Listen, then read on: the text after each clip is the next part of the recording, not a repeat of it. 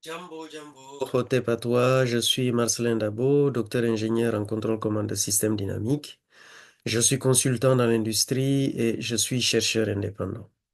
La dernière fois, je vous ai entretenu sur les systèmes dynamiques du premier ordre et j'ai parlé des différentes lois qui permettent de regarder la dynamique d'un système autonome du premier ordre toujours et d'un système dont l'entrée est un échelon. C'est ce que nous avons fait la dernière fois.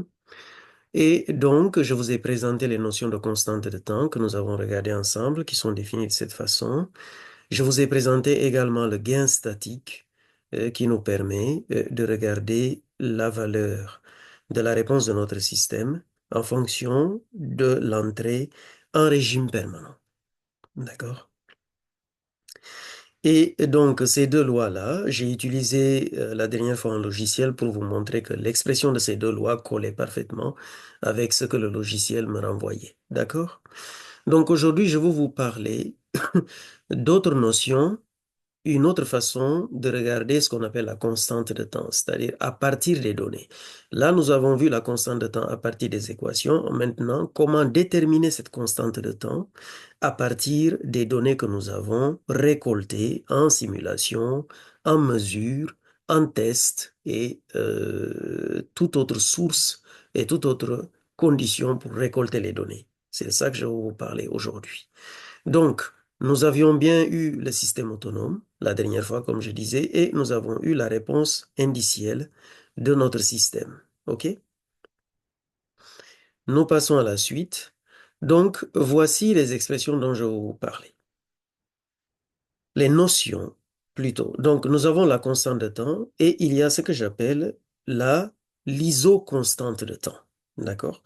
Donc, si nous considérons un système autonome ici, OK, j'espère que tout le monde voit ma souris. Ce système autonome-là, qui peut être appliqué à un circuit RC avec la capacité qui est chargée, d'accord, et qui va se décharger finalement une fois qu'on ouvre le circuit, par exemple. Excusez-moi, qu'on ouvre le circuit ou qu'on laisse, en tout cas, qu'on isole le circuit RC de son alimentation de départ et qu'on ferme le RC sur lui-même. À ce moment-là, notre système va se décharger. Donc, le circuit RC peut être une application pour ce type de système autonome. D'accord? En partant de cette expression de la réponse d'un système autonome avec sa condition initiale ici non nulle, nous définissons un pourcentage qu'on appelle gamma i, qui est la sortie de notre système à l'instant ti que divise la condition initiale ici. Donc, il suffit de prendre st divisé par sd et nous obtenons cette expression-là. Et nous voyons que si nous considérons ti moins td qui est égal à exactement tau, donc un multiple unitaire de la constante de temps, à ce moment-là, notre gamma vaut exponentielle de moins 1 qui est à peu près du 37%. Voici pourquoi, dans la littérature, on dit que pour un système autonome du premier ordre, quand on a sa réponse, il suffit tout simplement de se positionner à 37% pour avoir, par projection sur l'axe des abscisses, la constante de temps. D'accord? Mais allons plus loin. Si nous considérons cette expression-là en ne remplaçant pas TI moins TD par la constante de temps, en appliquant la fonction logarithme, n'est pas rien, il suffit de le faire et puis nous arrivons à une expression du type TI est égal à TD moins tau ln de gamma i où gamma i est le pourcentage qui est défini ici. Donc nous pouvons voir de manière plus générale que pour calculer le temps de réponse à un instant donné, n'importe quel instant ici, à n'importe quel instant ici sur la courbe, connaissant l'instant de départ, nous pourrons déduire, nous pourrons calculer, connaissant la constante de temps aussi, ici, nous pourrons calculer le temps de réponse. Par contre, ce que j'ai dit en introduction, c'est que ce que nous cherchons, c'est de calculer la constante de temps, connaissant les enregistrements effectués sur notre système. D'accord? Donc, les mesures effectuées. Si nous avons fait les mesures, nous allons connaître le temps de réponse et l'instant de départ en l'occurrence, et nous allons connaître à partir de la valeur fixée ici, le pourcentage gamma i qui est là en divisant tout simplement cette dernière valeur fixée par la condition initiale de notre système. À ce moment-là, nous pourrons déduire aisément notre constante de temps. Donc, cette formule permet, sur n'importe quel enregistrement de notre système ici, si nous savons que c'est un premier ordre, de venir déduire notre constante de temps très facilement.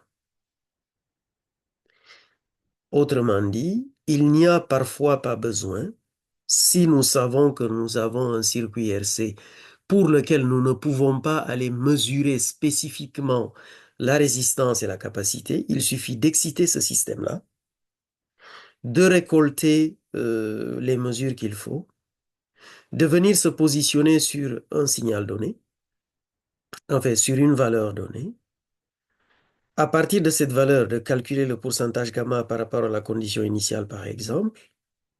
OK. Et connaissant l'instant de départ, connaissant le temps de réponse à cette valeur fixée, on peut venir déduire facilement la constante de temps de notre système. Dans le cas de la réponse indicielle, nous avons cette expression-ci. Il suffit de transposer le point d'équilibre ici. Et ceci nous ramène à une configuration qui est exactement la configuration d'un système autonome. Et par conséquent, nous pouvons déduire la valeur de la constante de temps à partir de la même expression. La seule chose qui change, c'est le calcul et la définition du pourcentage. Et ça, c'est le point central de cette formule d'isoconstante de temps. D'accord? Donc, être très vigilant. Dans quelle situation je suis? Dans le cas d'un système autonome, j'applique directement la formule en utilisant le pourcentage qui consiste à prendre en compte le fait que la réponse de mon système divise directement ma condition initiale. Dans le cas où je suis en face d'un système, d'une réponse indicielle plutôt, ma sortie que je considère de mon système est relative au point d'équilibre, avec un cas particulier qui est celui-là, pour lequel le pourcentage du système autonome est un complément à 100% du pourcentage de la réponse de mon système indiciel par rapport au point d'équilibre, si et seulement si ma condition de départ est égale à 0. D'accord? Donc, c'est ce que je vois ici. Donc, ce que j'ai expliqué tantôt, qui consiste à dire que j'ai une mesure, je me positionne sur un point quelconque de la mesure ici, avec la condition initiale qui est nulle. Je viens calculer mon TD. Je sais que j'ai une réponse du premier ordre, d'accord? Donc, mais qu'en est-il de sa constante de temps? C'est ça qui m'intéresse. Donc, je viens me positionner sur un point donné ici, ou alors là, je n'ai pas besoin d'être à 63%, ok? Et donc, je me positionne n'importe où ici, j'en calcule le pourcentage en utilisant cette formule-ci, ok? Une fois que j'ai le pourcentage, donc S de t divisé par le point d'équilibre qui vaut 1, je regarde la valeur correspondante du temps sur mes acquisitions et à partir de là, j'observe l'instant de départ et je déduis tout simplement la constante de temps. Alors, ISO constante de temps, pourquoi? Parce que je peux être sur n'importe quel point de la réponse de la courbe, je vais toujours trouver la même constante de temps. De toutes les façons, il n'y en a pas une autre, ce n'est qu'une seule qui existe pour mon système dynamique. De manière plus générale, donc ça, c'est une formule qu'on peut dire qui est basée sur le temps de réponse de mon système par rapport à l'instant de départ.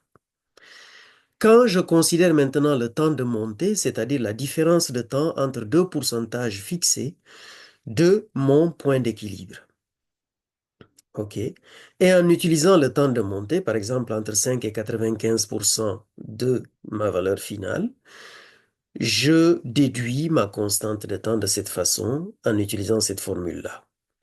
Et donc, juste en commentaire, on peut voir aisément ici que l'instant initial ici de départ, s'il vaut TD, d'accord, l'instant initial ici, s'il vaut TD, la valeur correspondante de gamma ici, I ici, vaut 1 ou 100%. puisque si je me positionne ici à l'instant de départ, ici, j'ai la condition initiale, je partirai exactement de ma condition initiale ici, qui est différente de 0. Et donc, ce pourcentage correspondant à cette condition initiale ici, ce sera SD que divise SD, donc c'est 1. Et donc, ln de 1 vaut 0. Et j'aurai exactement la formule ici, qui est relative au temps de réponse. Donc, à partir du temps de réponse à n'importe quel instant, à partir du temps de réponse à n'importe quel moment de la réponse de mon système, je peux déduire ma constante de temps. À partir du temps de montée entre deux instants différents, entre deux pourcentages différents de mon point d'équilibre que je connais, je peux également déduire ma constante de temps, d'où cette expression d'iso-constante de temps. Voilà. Maintenant que j'ai dit ça, je vais passer à quelques exemples que je vais considérer.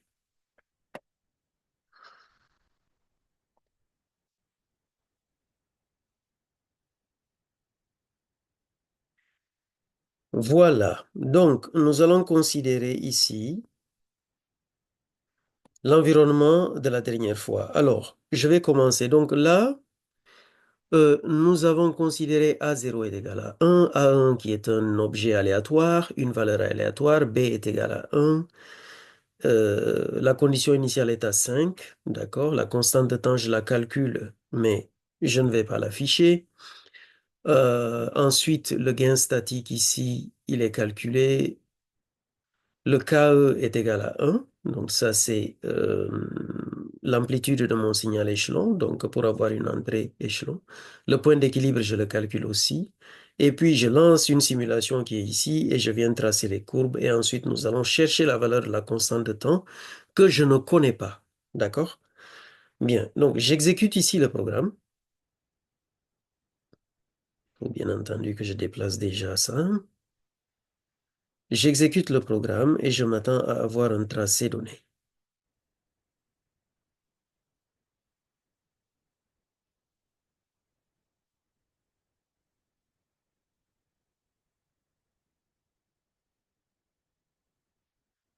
Donc, j'obtiens ce graphique-là.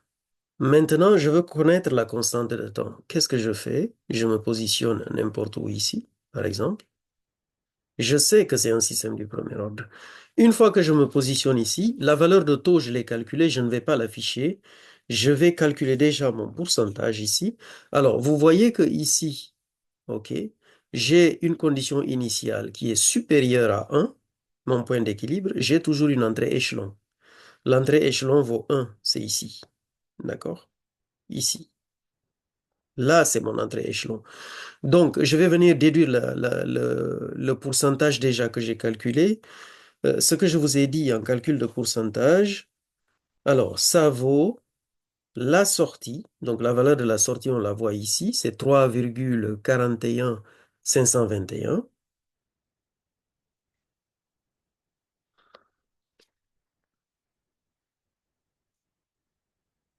3,41521 moins 1, qui est le point d'équilibre qu'on peut voir ici. D'accord? Ensuite, la condition initiale SD moins le point d'équilibre également, et ça me donne un pourcentage qui est à 60,38% de ma condition initiale. D'accord? C'est ce que j'ai par rapport à la définition de la formule que j'ai donnée tantôt. À partir de là, donc j'ai le pourcentage, OK. La condition initiale, l'expression du temps ici, T départ est égal à 0 ici. Et donc, je vais venir calculer la constante de temps, qui est celle-ci. Je prends la valeur et donc taux est égal à moins TI moins l'instant de départ. Donc TI ici, on peut le voir sur le graphe, il vaut 0,456,98. Je note 0,456,98. Je retire la valeur de l'instant de départ qui est 0 et je divise par log de P. Ça me donne la valeur de 0,9058 comme constante de temps. D'accord?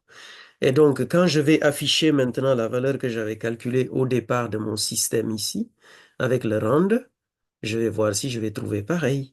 Et donc, le taux, je le regarde, il vaut exactement pareil que la constante de temps que je viens de calculer. D'accord? On peut refaire la même chose en considérant, de toute façon, si je réexécute de nouveau, je vais repartir encore pour faire les mêmes calculs. Donc, je peux me baser sur la même chose ici et réexécuter encore.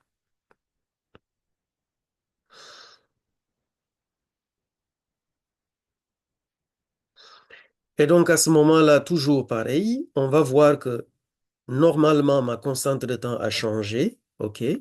Je viens me positionner. Je regarde. Je me positionne, par exemple, ici.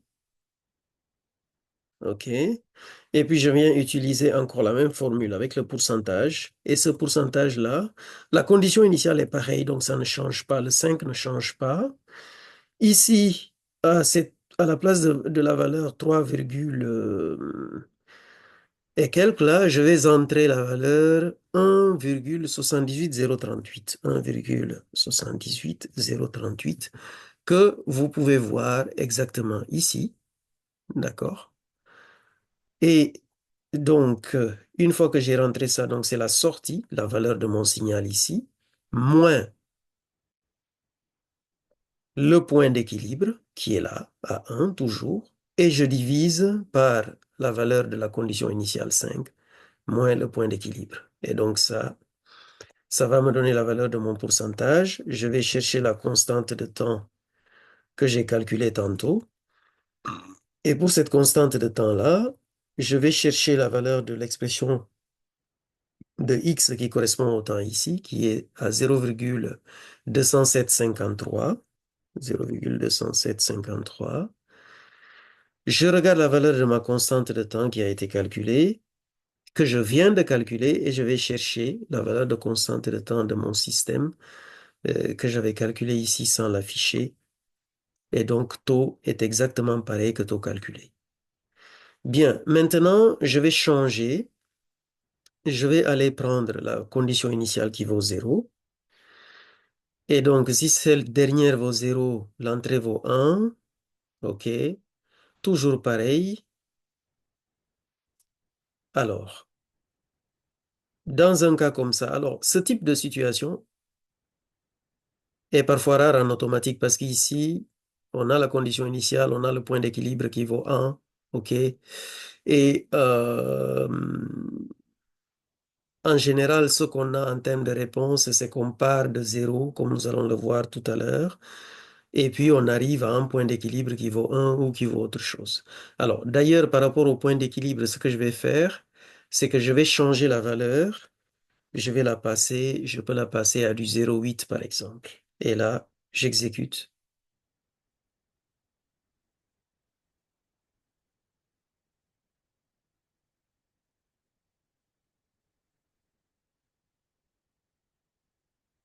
OK. Et donc, ici, on voit que l'entrée est à 1. Le point d'équilibre est à 0,8, comme je vous disais. Et donc, la réponse de mon système est là. Comment je viens calculer ma constante de temps? Eh bien, je peux me positionner tout simplement ici avec la première formule en considérant l'instant de départ nul. Je viens toujours chercher mon pourcentage ici. Donc, je vais prendre la valeur qui vaut 0,35 350 289. OK? Moins le point d'équilibre ici qui vaut maintenant 0,8. Ma condition initiale, elle vaut 0. Et ici, mon point d'équilibre, 0,8.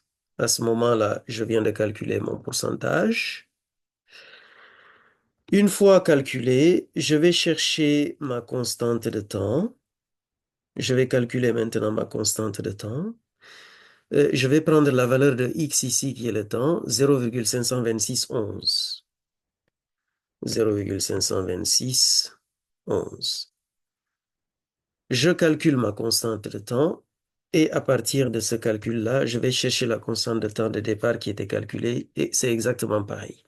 Donc, en se basant uniquement, je le rappelle encore, hein, en se basant uniquement sur cette formule-ci, d'accord? On peut déterminer la constante de temps à n'importe quel moment. OK. Voilà, c'est la façon de calculer le pourcentage tout simplement qui change. Maintenant, ça, c'était par rapport au temps de réponse. Je peux le faire ici. Je n'ai même pas besoin de savoir si je suis à 63% ou 95%. Vous avez vu que P que j'ai calculé précédemment, il vaut 0,56. OK? Mais ça, normalement, par rapport à cette réponse-là, je dois calculer le complément de ce P-là pour savoir exactement où j'étais. Là, je vais considérer maintenant deux points, d'accord, de mesure pour regarder comment j'utilise la formule du temps de montée.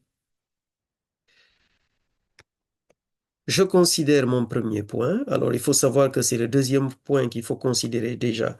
Donc, en termes de pourcentage, maintenant, ce que je fais, c'est toujours pareil. Le pourcentage que je considère, OK. Donc, P reste pareil. Et maintenant, je vais calculer le taux euh, de la façon suivante. Je vais l'appeler taux calque 1. Et donc, celui-là,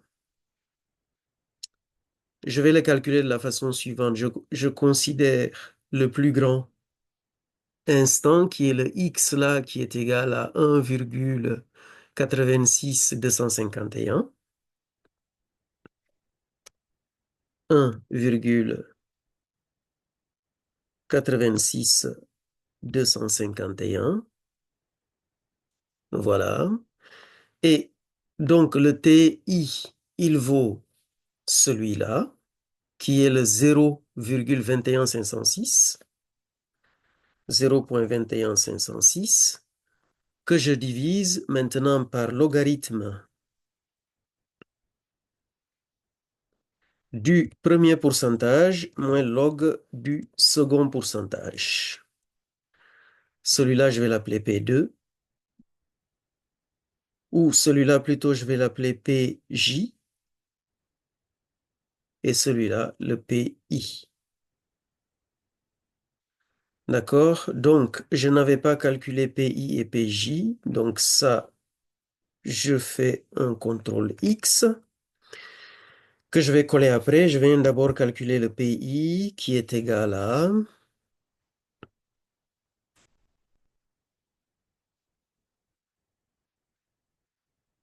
Il est égal à PI, donc c'est celui-là, d'accord? Il est égal à la sortie moins le point d'équilibre. Je vais déjà faire ça.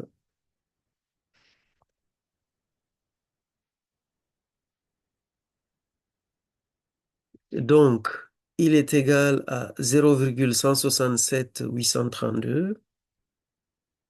Donc, je le note PI.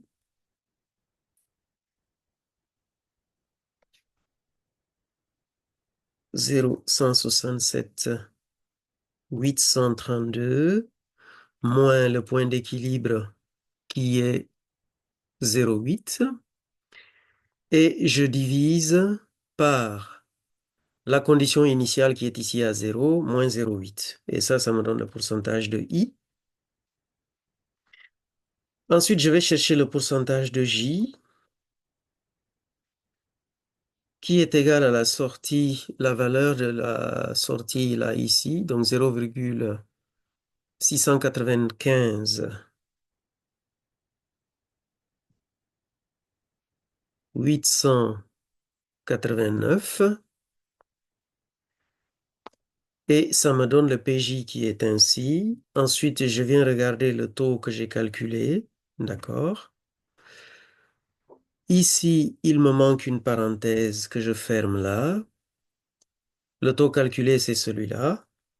Et donc, le taux que je vais obtenir, c'est la même chose. D'accord? Donc, ça, c'est une façon de calculer la constante de temps à partir du temps de montée. On a calculé les pourcentages qu'il fallait. Et puis, nous avons obtenu notre constante de temps exactement. On peut déplacer ça. Vous pouvez faire l'exercice, prendre deux constantes de deux temps, deux instants de votre système, même s'ils sont proches, vous pouvez faire l'exercice. Et donc, si on part aussi sur un système autonome en disant qu'on part de la valeur 3, et notre système, l'entrée vaut 0, à ce moment-là, je pars juste d'un système autonome pour vous montrer comment également déterminer la constante de temps.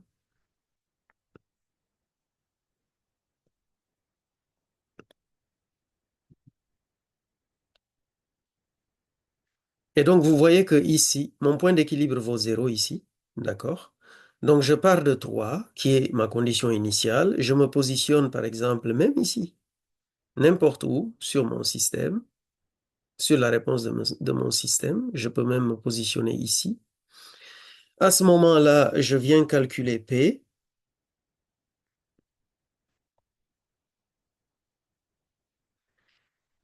Alors, si je calcule P, j'ai dit que c'est le pourcentage. Donc, la valeur de mon signal, 2,686. 2,686 que je divise directement. Il n'y a pas de valeur relative au point d'équilibre dans ce cas-ci, que je divise directement par la valeur qui vaut 3, qui est la condition initiale. C'est ça mon pourcentage. Je suis à 89,54%. Je viens chercher la valeur de taux cal, pas taux cal 1, mais taux calque.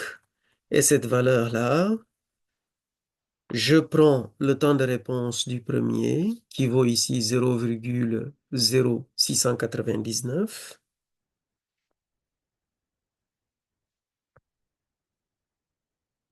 L'instant de départ vaut 0. P, je l'ai déjà calculé. Ça me donne 0,6324, d'accord? Qui est la constante de temps de mon système. Et je m'en vais vérifier cette valeur-là.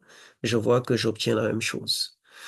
Donc, j'espère en tout cas que ça a été clair pour vous, cette formule, cette façon de calculer la constante de temps à partir de données enregistrées dont on connaît, dont on sait que euh, la base est un système dynamique du premier ordre, que ce soit un système autonome, que ce soit un système à une entrée échelon, à savoir une réponse indicielle.